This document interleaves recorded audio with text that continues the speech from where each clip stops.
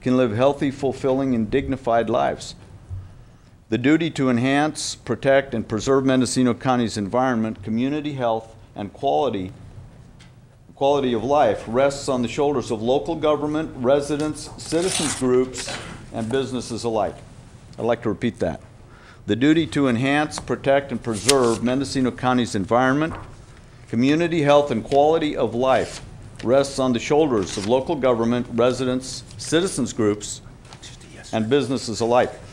The public should be able to suggest alternatives to be examined. One of the goals of the precautionary principle is to include residents as equal partners in decisions affecting their health and environment.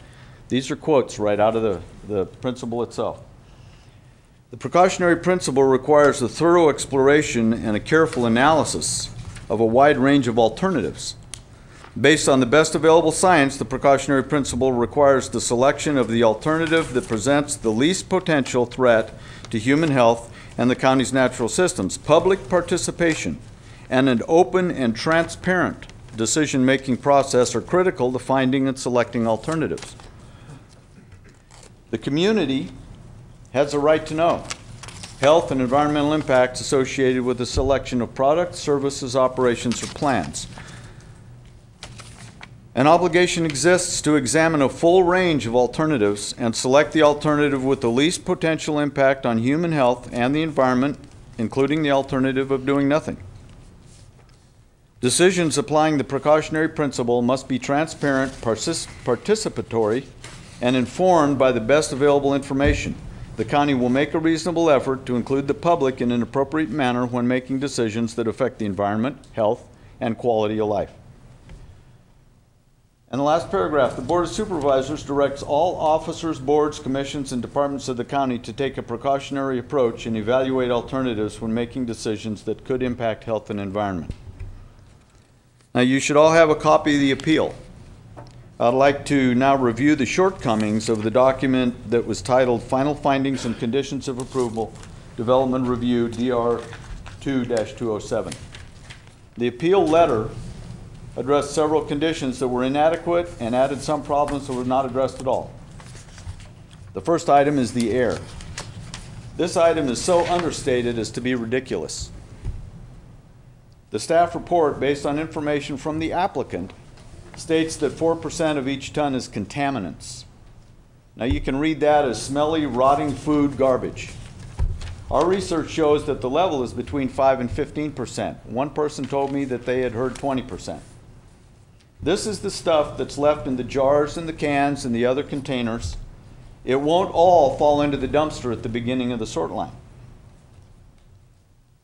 In addition, the dumpster will be on the site during the heat of the day. The odor will be there. It'll be strong, it'll be unpleasant, and it'll be unfixable. If you've made a trip down to the Taylor Road transfer station in the middle of a warm afternoon, or the Global Recycling Center down on South Santa Rosa Avenue in Santa Rosa, you'll know exactly what our neighborhood and our yards and our homes are going to smell like every day. During the spring, summer, and fall temperatures, the odor will be very present in the surrounding countryside, especially to the east and the south, whenever the afternoon trade winds blow. During other times, normal wind directions vary in the valley. They include winds out of the north, winds out of the east when we have an offshore flow. A normal flow during the fall, winter, and spring is out of the south whenever we experience a typical low pressure system come through. And of course, periods of calm, when there is no wind, it'll spread equally in all directions.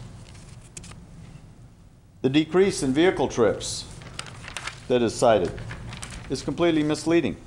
The market for recyclables is in the Bay Area, so the recyclables that are now hauled to market there, whether they're processed here or in Sonoma County, a greater decrease would be realized by co-locating this recycling facility down at the Taylor Road facility where the transfer station is now.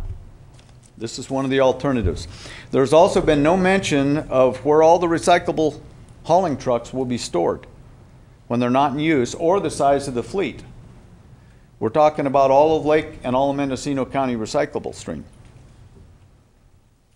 The residual odor in the trucks from spoilage of broken containers And spilled foodstuff occurring during collection and dumping will also be a problem if they're stored on the site. How and where will they be cleaned? How will that runoff be handled?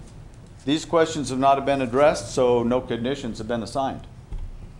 Odors emanating from the site will be a strong attractant for disease-bearing rodents as a food source, as well as for the other predatory animals that will be attracted by the rodents and the odors. The path to the site for them is nearly all through or past residential areas. Now let's talk about noise. According to the noise study provided by the applicant, the background noise currently measured at the site is very near to the maximum allowed. The allowable levels are already exceeded in some instances. Adding the noise of heavy equipment and truck traffic, including their backup alarms, to the noise of the equipment such as bottle crushers and metal balers will create excessive noise levels for the surrounding residential areas. These are also different kinds of noise than those on US 101. Highway 101 has become a background noise for most of us. But when Kiewit was allowed to operate an asphalt plant on the site, the noise was a huge nuisance that affected our quality of life. Condition number 9 requires the doors to be closed except during loading and offloading of trucks. The number of trucks per day, just on weekdays, would have the doors open